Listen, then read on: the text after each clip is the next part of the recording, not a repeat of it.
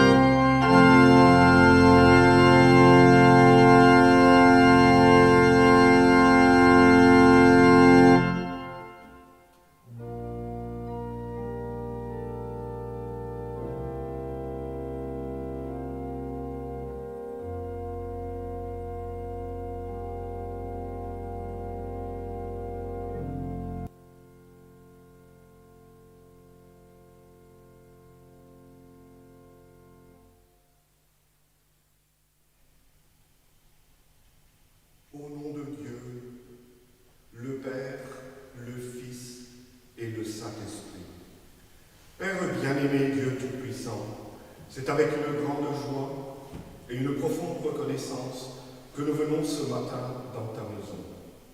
Nous sommes heureux et reconnaissants pour tous les bienfaits, pour toutes les bénédictions que tu nous as accordées jusqu'à cet instant.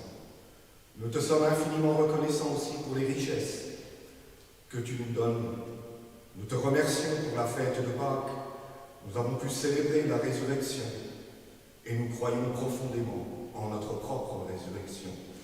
Mon Père Céleste, nous te remercions également pour ton attention, pour ta bienveillance, pour ton soutien. Comme nous l'avons déjà exprimé dans de nombreuses prières, nous vivons des situations particulières, des conditions particulières et inédites. Et mon Père Céleste, nous avons néanmoins toute raison de t'exprimer notre reconnaissance, notre louange, comme nous l'avons fait dans le cantique d'introduction. Père bien-aimé, Dieu Tout-Puissant, nous sommes aussi heureux de pouvoir partager ces instants avec toi en cette matinée. Certes, là aussi, dans des conditions particulières, avec les frères et sœurs qui sont reliés dans de nombreux lieux, dans de nombreux endroits. Mon Père Céleste, pour cela, tu voudras bénir ta parole, afin qu'elle puisse toucher nos cœurs et nos âmes. Nous voulons prier ensemble pour tous ceux qui sont éprouvés. Nous prions pour les malades et pour les affligés. Mon Père Céleste, il y a tant de souffrances, et toi seul sais toutes choses. Nous prions ensemble dans cette grande assemblée, pour que tu apportes l'aide, pour que tu donnes le secours et le soutien à chacun des tiens. Nous prions pour tous les hommes, pour tous ceux qui souffrent non seulement de ce virus, mais aussi de nombreuses détresses et souffrances. Bon Père Céleste, nous tes serviteurs, sanctifie-nous pour la mission que tu nous as confiée. Nous cherchons la communion avec l'apôtre patriarche, ainsi qu'avec l'apôtre de district. Nous y puisons force et reconnaissance. Mon Père Céleste, permet aussi à l'éternité d'être avec nous. Tu voudras aussi bénir les moyens techniques qui sont mis à notre disposition. Exauce notre prière. Nous te le demandons au nom de Jésus, ton Fils bien-aimé. Amen. Chers frères et sœurs, pour ce service divin, je vous fais lecture du texte biblique de l'Évangile selon Jean, du 11e chapitre, des versets 25 et 26. Jésus lui dit, « Je suis la résurrection et la vie. Celui qui croit en moi vivra, même s'il meurt. Et quiconque vit et croit en moi ne mourra jamais. Crois-tu cela ?» Jusqu'ici. J'invite la chorale l'orgue à nous jouer un morceau.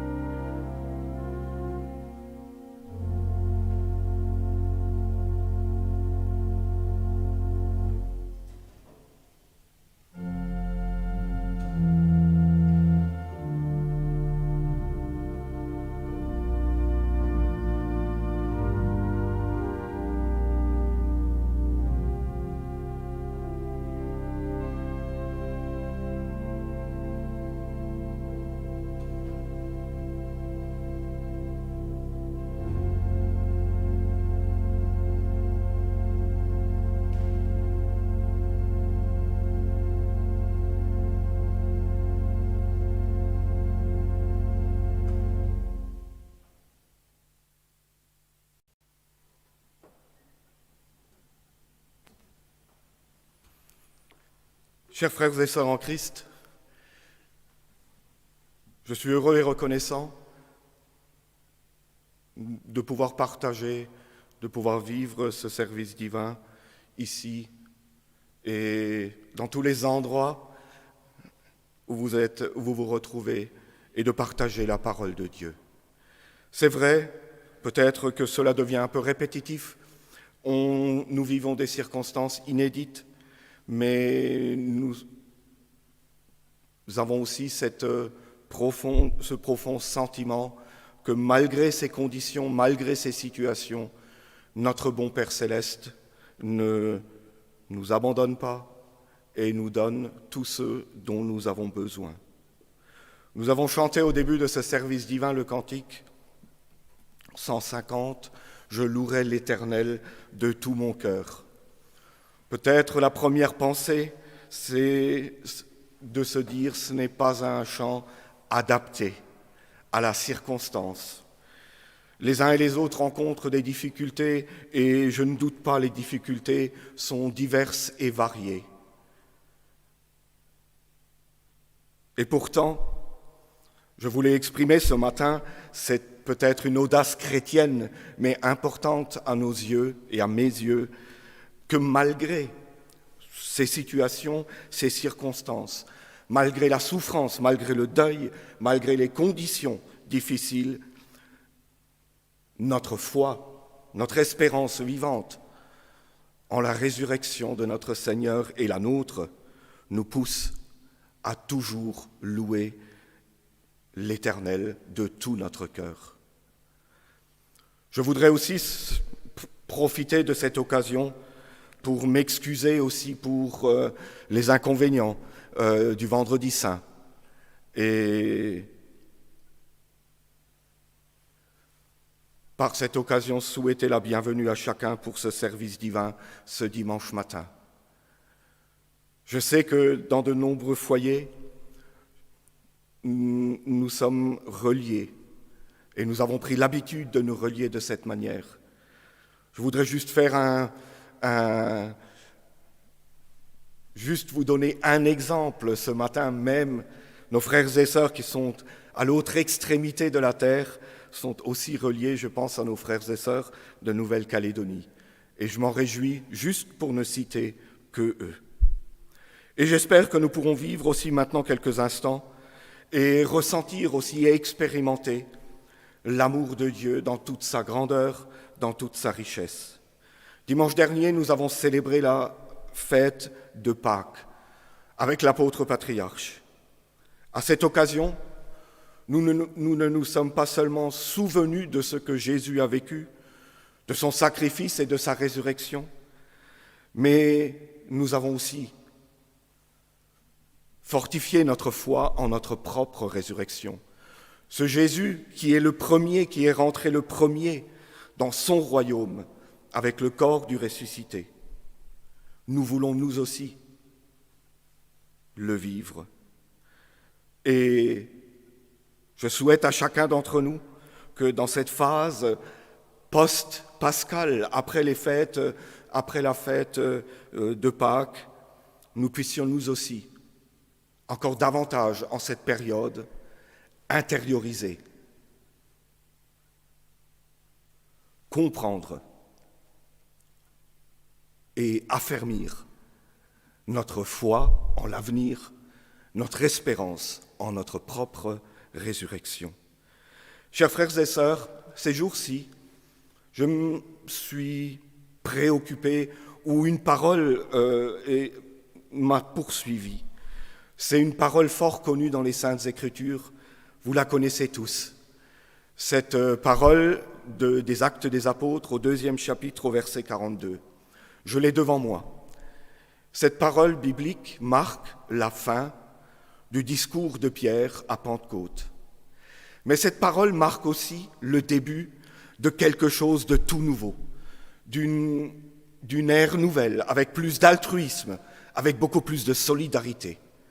Et vous connaissez cette parole biblique, il persévérait dans l'enseignement des apôtres, dans la communion fraternelle, dans la fraction du pain et dans les prières. Je ne voudrais pas détailler cette parole biblique, Je suis conscient que nous vivons des circonstances particulières et ces piliers de l'Évangile sont essentiels. Mais c'est ce petit mot, « il persévérait », qui a retenu mon attention. Chers frères et sœurs, dans quelles conditions ces premiers chrétiens ont-ils persévéré? Pourquoi est-il dit « il persévérait » ?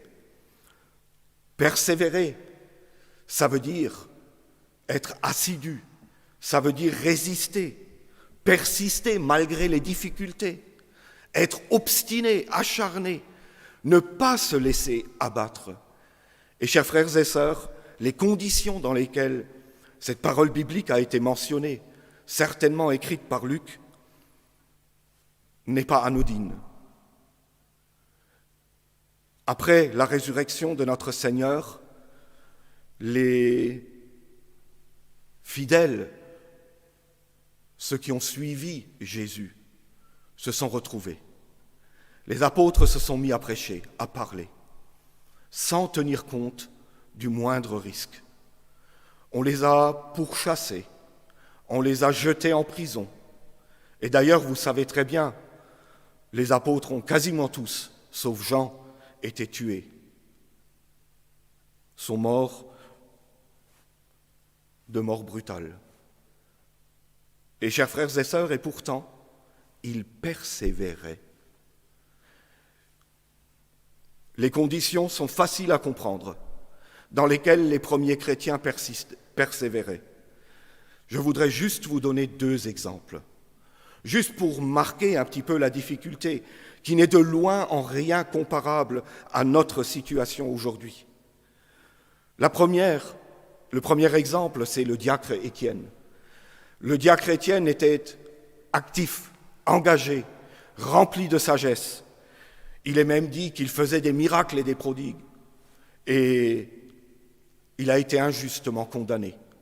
On a soudoyé des personnes, les anciens, les scribes ont soudoyé des personnes pour mentir, pour dire oui, il blasphème contre Dieu, il blasphème contre Moïse. On l'a jeté en dehors de la ville et on l'a lapidé. Voilà l'ambiance de l'époque dans laquelle il est dit « et il persévérait ». Je cite un deuxième exemple, d'ailleurs on le retrouve aussi tout de suite dans les Actes des Apôtres. Saul, le futur apôtre, il est dit de lui dans cette époque où il persévérait, il ravageait l'Église, il persécutait les chrétiens, il allait jusque dans les maisons, dans les foyers pour leur courir derrière. Et dans ces conditions, voilà que nous lisons, et il persévérait dans l'enseignement des apôtres, dans la prière, dans la fraction du pain. Chers frères et sœurs, le Seigneur n'a pas mis son plan de rédemption en pause à cause des circonstances. Il n'a pas dû interrompre le plan de rédemption. Il n'a pas dû interrompre le processus de salut à l'égard de nous qui sommes pécheurs. Le projet, comme l'apôtre l'a dit, car Dieu veut que tous les hommes soient sauvés, n'est pas dans une impasse. Il n'est pas mis à l'arrêt. Le Seigneur continue et Dieu continue à son projet et rien ne peut l'arrêter. Et chers frères et sœurs, alors justement, notre espérance vivante, ce qui nous permet de persévérer, c'est cette parole biblique que nous avons ce matin. C'est un entretien entre Marthe et notre Seigneur Jésus-Christ. Je veux juste en quelques mots vous donner l'histoire. Vous pourrez la relire dans l'Évangile selon Jean au 11e chapitre.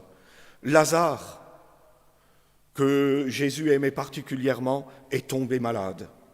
Et Jésus n'était pas présent, il était loin. Et bien sûr, à l'époque, il n'était pas possible de lui faire un mail ou de l'appeler avec le smartphone pour lui dire « Maître, ton ami est malade ». Alors Marthe a envoyé des messagers pour dire à Jésus « Voilà, il est malade, il faut que tu viennes ». Et Jésus est resté encore plusieurs jours. Il me semble 2 jours est-il encore resté dans ce lieu où il était avec ses disciples, avant de se rendre à Béthanie, avant d'aller à la rencontre de Lazare, qui bien sûr, entre-temps, était déjà mort. Il avait déjà succombé. Et Marthe et Marie, les deux, ont dit au Seigneur, « Maître, si tu avais été là, Lazare ne serait pas mort. » Et cette parole biblique, elle est extraite de cette discussion que Marthe et le Seigneur Jésus ont eue, où il est dit, « Je sais », Jésus lui dit, « Je suis la résurrection et la vie. Celui qui croit en moi vivra, même s'il meurt. » Notre Seigneur Jésus parle ici des fondamentaux de notre foi. Nous portons en nous la certitude en la résurrection de Jésus-Christ, mais aussi en notre propre résurrection. Et chers frères et sœurs, et même si Marthe n'a pas bien compris, Lazare a bien sûr été ressuscité, mais il a été ressuscité à la chair pour vivre à nouveau en tant qu'homme. Notre Seigneur est ressuscité, et l'apôtre patriarche nous l'a dit dimanche dernier, il est le premier, il a revêtu le corps de la résurrection. Il est le premier à être entré dans son royaume avec ce nouveau corps. Et c'est de cette espérance-là que Jésus voulait parler avec Marie et avec Marthe et leur montrer, c'est vrai, d'un côté, il a l'autorité de ressusciter un mort, mais Jésus-Christ a surtout l'autorité de nous permettre à nous aussi de ressusciter. Chers frères et sœurs, cet épisode est connu dans les Saintes Écritures et est aussi controversé. Notre Seigneur Jésus a apporté son sacrifice, il est mort à la croix et il est ressuscité au 3e jour. Les choses, la vie a continué. La communauté de Jérusalem a continué à vivre après la résurrection. Et il y avait de nombreux témoins du ressuscité. Mais il y a aussi des communautés qui se sont créées beaucoup plus loin, qui n'avaient rien à voir avec la communauté de Jérusalem, peut-être dans le bassin méditerranéen, où des communautés ont vu le jour. Et chers frères et sœurs, et petit à petit, cette résurrection de notre Seigneur Jésus-Christ n'était plus acceptée de la même manière. Lorsqu'on lit la première épître aux Corinthiens de l'apôtre Paul écrit aux Corinthiens, et il est confronté à cette situation, mais les fidèles, les communautés ne croient plus en la résurrection de notre Seigneur Jésus-Christ. Et il témoigne lui-même dans le 15e chapitre, mais bien sûr que Christ est ressuscité. Si Christ n'était pas ressuscité, nous non plus, nous ne ressusciterons pas. Il explique d'ailleurs, il dit, mais Jésus s'est montré, Christ le ressuscité s'est montré à ses faces, il s'est montré aux 12, ensuite il s'est montré à plus de 500 frères, ensuite il s'est montré à Jacques, et ainsi de suite. Mais petit à petit, les témoins de l'époque sont décédés. Et ceux qui ont vécu la résurrection, comme je vous l'ai dit dans cette période, dans cette ère nouvelle après la résurrection de notre Seigneur, où il persévérait dans l'enseignement des apôtres, dans la prière, dans la fraction du pain. À ce moment-là, après ça, petit à petit, les uns et les autres ont oublié la résurrection de Christ. Les témoins vivants sont morts les uns après les autres. Paul a insisté, il a dit, il y en a encore qui existent, il y en a qui vivent encore.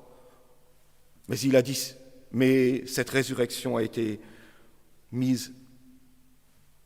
Les fidèles, les communautés, les gens se sont mis à douter. Et chers frères et sœurs, mes bien-aimés, l'apôtre Paul le cite, notre prédication serait vaine si Christ n'est pas ressuscité. Si Christ n'est pas ressuscité d'entre les morts, si les morts ne ressuscitent pas, alors notre prédication est vaine. Et Paul va même plus loin en disant, nous mettons tous les jours notre vie en péril, nous risquons la mort pour la résurrection, à cause de notre foi en l'avenir, à cause de notre foi en notre propre résurrection. Chers frères et sœurs, c'est la question qui est posée ici. Je suis la résurrection et la vie.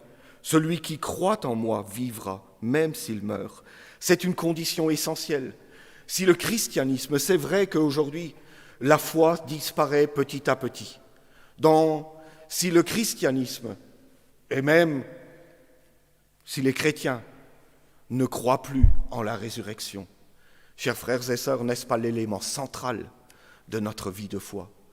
Notre résurrection n'est-elle pas notre espérance vivante en l'avenir? Notre foi en notre rédemption, en la vie éternelle. Et c'est la raison pour laquelle Jésus parle ici à Marthe et lui dit « Crois-tu cela ?»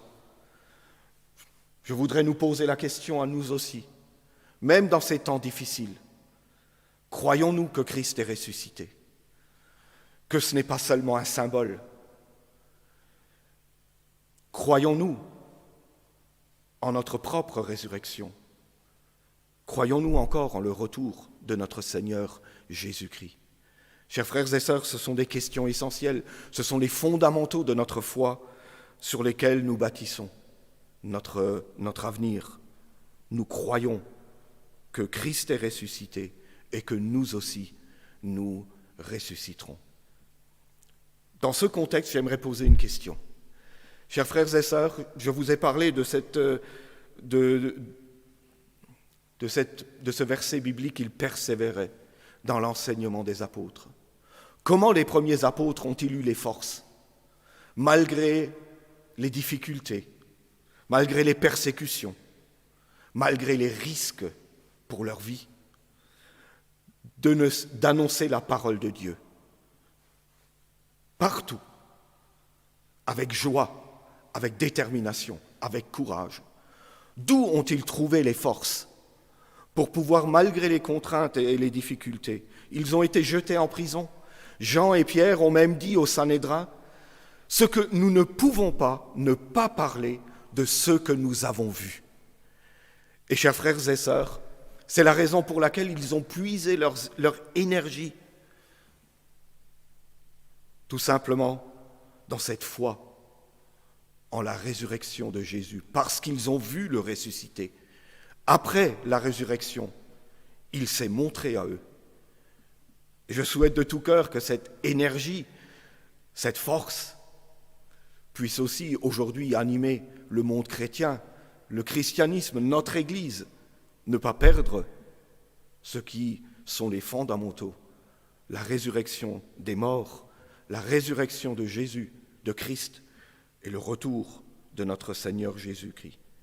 Et je souhaite de tout cœur que nous puissions, peut-être dans cette période qui est propice à la réflexion, parce que nous sommes confinés, de nous souvenir aussi, de méditer, de prier. Il persévérait aussi dans la prière.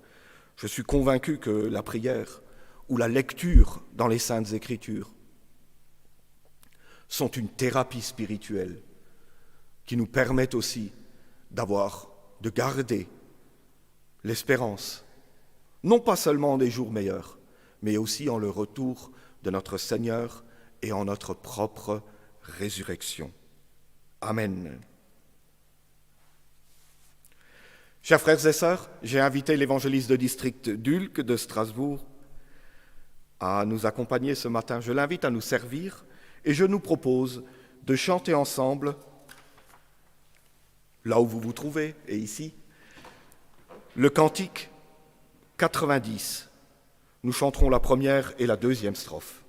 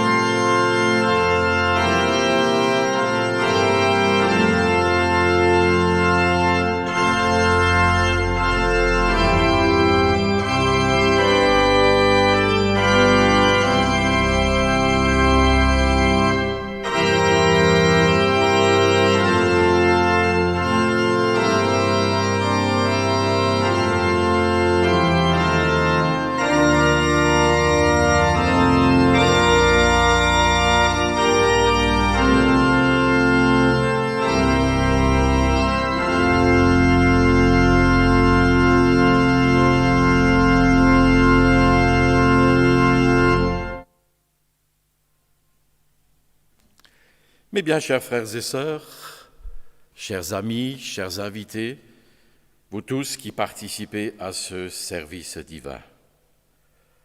Nous avons la joie, malgré les difficultés que nous portons en face de nous en ces derniers temps, d'être dans le sanctuaire de l'Éternel, et le ressuscité s'est approché de chacun d'entre nous, nous qui sommes ici à l'église de Strasbourg, mais également vous tous qui êtes confinés chez vous à la maison. Le ressuscité a traversé les murs, le ressuscité est venu chez les siens, le ressuscité a apporté la paix, le ressuscité a réjoui les cœurs. Et d'un coup, en la présence du ressuscité, les disciples ont changé de disposition de cœur. Ils étaient tristes, ils étaient abattus, ils ne savaient pas comment aller continuer les choses, et la présence du ressuscité a tout modifié. Ils étaient heureux. Le Maître est parmi nous, celui qui nous a enseigné, celui qui nous a apporté la parole, celui qui nous a fortifiés. Il est parmi nous et la parole qu'il nous a enseignée s'est accomplie. Chers frères et chères sœurs, nous sommes devenus chrétiens néo-apostoliques. Nous avons été investis des sacrements de l'Église, le saint baptême d'eau, le saint baptême de l'Esprit, et à travers ces éléments, la vie de Christ est entrée en nous. Maintenant, le Seigneur demande quelque chose de notre part. Crois-tu cela? Chers frères et chères sœurs, qu'est-ce qui nous a permis de parcourir ce temps jusqu'à ce jour? Tout simplement parce que nous avons fait confiance au Seigneur. Nous n'avons pas toujours tout compris. Nous avions eu des pédagogues et je voudrais ce matin, puisque nous sommes à Strasbourg, rappeler un de ces prêtres qui nous a quittés il y a quelques jours et qui pendant des décennies était notre moniteur du catéchisme. Lorsque l'on observe sa vie, personne ne dira « sa vie a été un long fleuve tranquille ». Il a subi des échecs, des épreuves, beaucoup de choses lui sont advenues, mais il n'a jamais renié Dieu.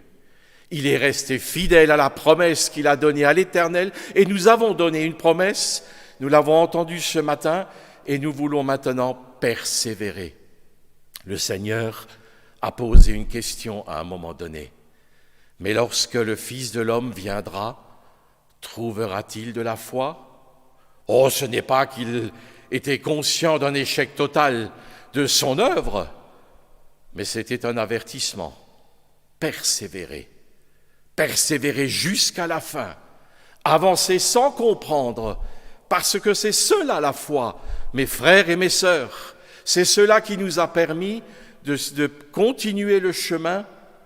Et nous sommes aujourd'hui à Strasbourg, les bancs sont vides, mais je vois ici et là ces frères, ces sœurs, ces pédagogues, ces parents qui nous ont enseigné, qui nous ont montré la voie. L'un ou l'autre avait parfois le genou à terre, mais ils ont poursuivi la route. Crois-tu cela? Oui, nous croyons, le Seigneur va revenir. Et chers frères et sœurs, l'apôtre nous l'a mis à cœur ce matin. Tout s'accomplira tel que l'Éternel l'a prévu. Et je souhaite que nous puissions, en cette période particulière où nous sommes aussi devant beaucoup de questions, nous nous posons des questions et nous n'avons pas de réponse, tout simplement, comme nous avons appris à le faire, comme cela nous a permis d'avancer, de nous abandonner à Dieu, de faire confiance à l'Éternel, parce qu'il est celui qui est, il est celui qui a promis, il est celui qui est infaillible. Et chers frères et sœurs, c'est cela, le message du Seigneur, le message à la chrétienté, le message à nous tous en tant qu'enfants de Dieu. Le plan de l'Éternel s'accomplira pour ceux qui font preuve de foi, pour ceux qui savent à des moments donnés ne pas poser de questions, mais tout simplement, comme l'apôtre l'a souligné, de persévérer, de rester fidèles dans la foi, dans l'enseignement des apôtres. Et chers frères et sœurs, juste avant de terminer, je voudrais aussi nous rendre attentifs à cette formidable sollicitude de l'Éternel. À travers l'apostolat, le Seigneur vient dans chacun de nos foyers, dans chacun de nos cœurs. Crois-tu cela? Amen.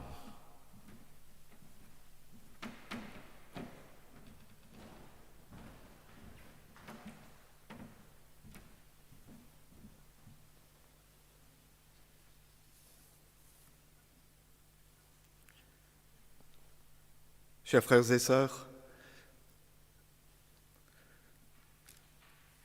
nous voulons aussi, après avoir entendu la parole du ressuscité, nous croyons aussi que par l'activité, l'action du Saint-Esprit, Dieu nous annonce sa parole.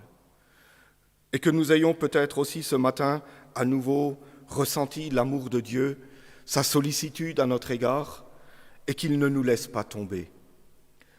Je peux m'imaginer le peuple d'Israël qui a reçu cette promesse, vous allez hériter d'un pays où coule le lait et le miel. Et à peine ils étaient libérés du joug des Égyptiens que déjà les ennuis ont commencé. Ils se sont retrouvés devant la mer Rouge. Il n'y avait humainement pas de situation possible. Moïse était à leur côté, un peuple nombreux. Je peux m'imaginer tout ce que les Israélites se sont racontés, ce qu'ils ont dit. Nous étions en sécurité en Égypte, nous avions de quoi manger. Et où est ce pays où coule le lait et le miel? Et pourtant le Seigneur avait déjà la solution. Il est intervenu pour que sa promesse puisse se réaliser malgré les obstacles, malgré les difficultés. Et nous le ressentons comme ça aussi. Je pense à toutes ces familles qui sont frappées par le deuil. Dans certaines familles, plusieurs membres décèdent en quelques jours. Le papa, la maman dans le coma ou en soins intensifs. Dans certaines communautés, la semaine dernière, dans une communauté, dans la même journée, 4 décès. Mais je voudrais néanmoins nous rappeler, le Seigneur continue, il ne fait pas de pause dans son plan de rédemption, il ne fait pas de pause dans notre salut, et il nous guide et il nous conduit. Ce matin, comme vous le savez, nous ne célébrerons pas la Sainte Seine, mais nous recevrons le pardon des péchés. Personnellement, en écoutant l'évangéliste de district, je me suis dit, plutôt que d'être triste de ne pas fêter la Sainte Seine, je préfère me réjouir pour le pardon des péchés, pour l'absolution. Ne nous inquiétons pas. Le Seigneur, dans son amour, trouve aussi des solutions là où nous ne pouvons pas le faire. Ces jours-ci, j'ai lu une anecdote. Un homme riche, un notable, se promenait dans une grande ville. Et en se promenant, il voit un homme, un SDF, assis par terre, qui lit dans la Bible. Alors il s'approche de ce pauvre, de ce SDF, et lui dit « Ce livre n'est pas pour toi ». Le SDF lui répond « Si, ce livre, il est pour moi ». Le notable lui répond « Non, je t'assure, ce livre n'est pas pour toi ». Et alors le SDF lui répond « Si, ce livre est pour moi, il est pour moi parce que mon nom est écrit dans ce livre ». Alors le notable, cet homme riche, est étonné et lui dit « Ton nom est écrit dans cette Bible ». Et il lui dit « Tiens, regarde, voilà ce qui est marqué dans cette Bible, dans ce livre. C'est une parole certaine et entièrement digne d'être reçue, que Jésus-Christ est venu dans le monde pour sauver les pécheurs, dont je suis le premier. C'est la raison pour laquelle nous nous réjouissons. Nous nous asseyons en esprit devant notre Dieu, animés de repentance, et nous nous réjouissons pour le pardon des péchés. Pour nous préparer les chemins, pour le pardon des péchés, je vous invite à chanter ensemble le cantique de repentance numéro 108, le premier et le troisième verset.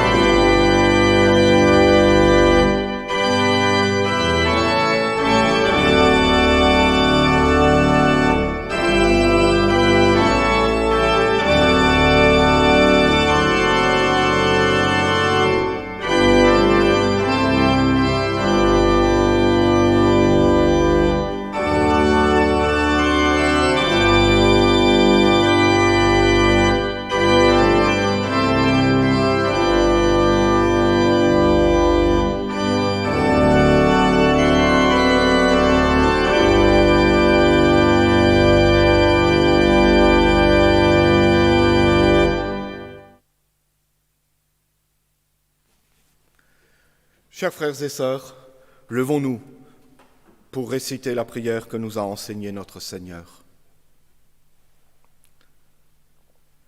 Notre Père qui es aux cieux, que ton nom soit sanctifié, que ton règne vienne, que ta volonté soit faite sur la terre comme au ciel. Donne-nous aujourd'hui notre pain quotidien. Pardonne-nous nos offenses, comme nous pardonnons à ceux qui nous ont offensés. Ne nous induis pas en tentation, mais délivre-nous du mal. Car c'est à toi qu'appartiennent, dans tous les siècles, le règne, la puissance et la gloire. Amen. Je vous annonce maintenant la bonne nouvelle. Au nom de notre Seigneur Jésus-Christ, le Fils du Dieu vivant, vos péchés vous sont pardonnés. La paix du ressuscité soit avec vous. Amen. Père bien-aimé, Dieu d'amour et de bonté, nous nous courbons en esprit devant ta sainte face. Nous t'exprimons toute notre reconnaissance pour tous les bienfaits, pour toutes les bénédictions que tu nous accordes. Bon Père Céleste, nous voulons tout particulièrement te remercier. Ton Fils est ressuscité, et comme Paul l'a dit, pour que nous aussi, nous puissions ressusciter. Bon Père céleste, permets-nous de persévérer dans cette espérance vivante. Permets-nous de persévérer dans cette foi salvatrice. Permets-nous aussi de persévérer dans la prière, dans la communion fraternelle, dans la fraction du pain et dans l'enseignement des apôtres. Mon Père céleste, nous te sommes reconnaissants. Malgré cette époque compliquée, cette période compliquée, tu nous donnes des richesses. Nous avons l'occasion de vivre des services divins d'une grande richesse.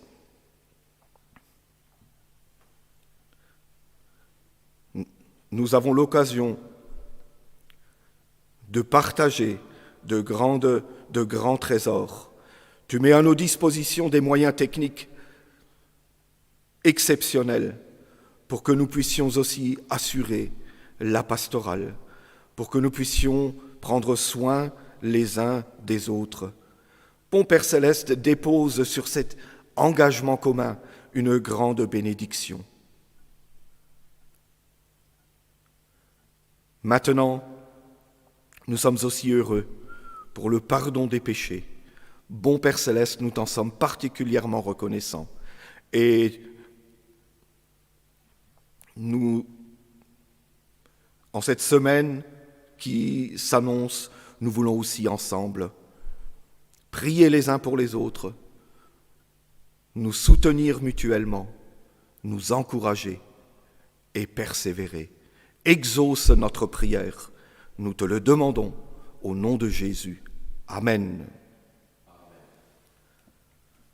Chers frères et sœurs, avant la prière finale, nous pouvons encore chanter ensemble un cantique. Je vous propose le cantique avant la prière finale, le cantique numéro 172.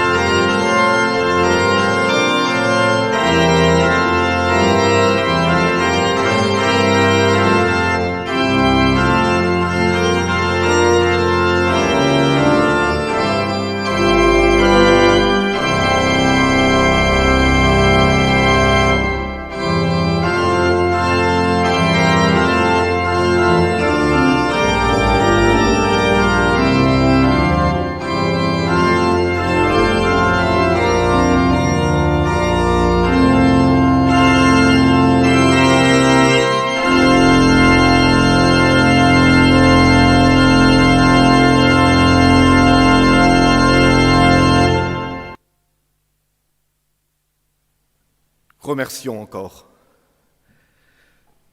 Père bien-aimé, Dieu Tout-Puissant, nous voulons à la fin de cette rencontre, certes particulière, mais touchante, vous revenir vers toi, t'exprimer notre reconnaissance pour les pensées, pour les paroles, pour ta présence parmi nous.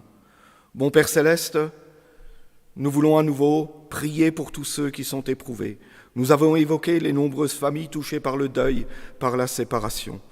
Mon Père Céleste prend soin de chacun.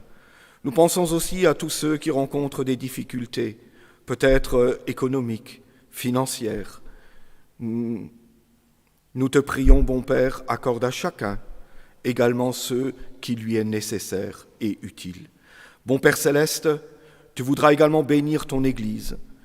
Là aussi, dans ces temps particulièrement éprouvants, nous te remercions que nous puissions vivre des services divins. Bon Père Céleste, permets-nous également à l'avenir de pouvoir en profiter, partout, dans tous les foyers. Bon Père Céleste, bénis les sacrifices qui sont consentis, bénis les offrandes. Mon Père Céleste, bénis également l'apôtre patriarche, l'apostolat dans son ensemble. Et écoute notre prière. Viens bientôt, Seigneur, viens bientôt et prends-nous à toi. Amen. Que la grâce du Seigneur Jésus-Christ, l'amour de Dieu et la communion du Saint-Esprit soient avec vous tous. Amen.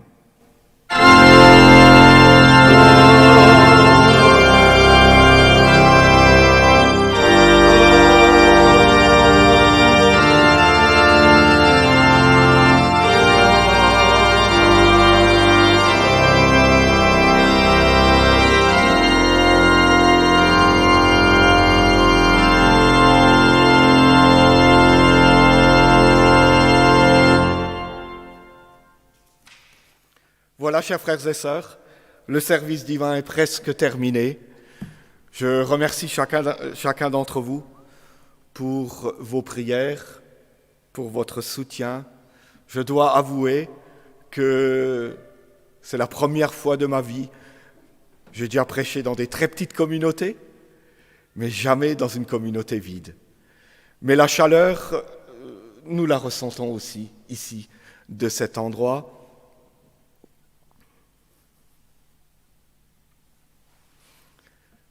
En venant ici, j'ai pensé à actuellement, les services divins, c'est un peu comme la manne dans le désert. La manne tombe sur la table du salon tous les dimanches et il suffit de la ramasser. Chers frères et sœurs, ce n'est pas une évidence. Je voudrais tout particulièrement remercier les techniciens pour le travail, l'engagement. J'ai encore vu des mails hier après minuit pour les services divins que nous vivons. Ce n'est pas un dû non plus, comme l'apôtre patriarche l'a dit dimanche dernier à propos de la Sainte Seine. C'est une grâce. Et je considère aussi ces services divins non pas comme un dû, mais comme une grâce. Un grand merci à tous les techniciens. À cause de leurs efforts, de leur travail et de leur engagement, nous cliquons sur un lien et nous avons un service divin à domicile. Un grand merci à eux. Maintenant, restez en bonne santé, prenez soin de vous, restez confinés et nous nous disons au revoir et à la prochaine. Le programme continue dimanche prochain. C'est l'ancien de district de Metz, Thierry Janich, qui célébrera le service divin en langue française. Et maintenant, bon appétit à tous et merci à la chorale virtuelle de Bruxelles. À bientôt.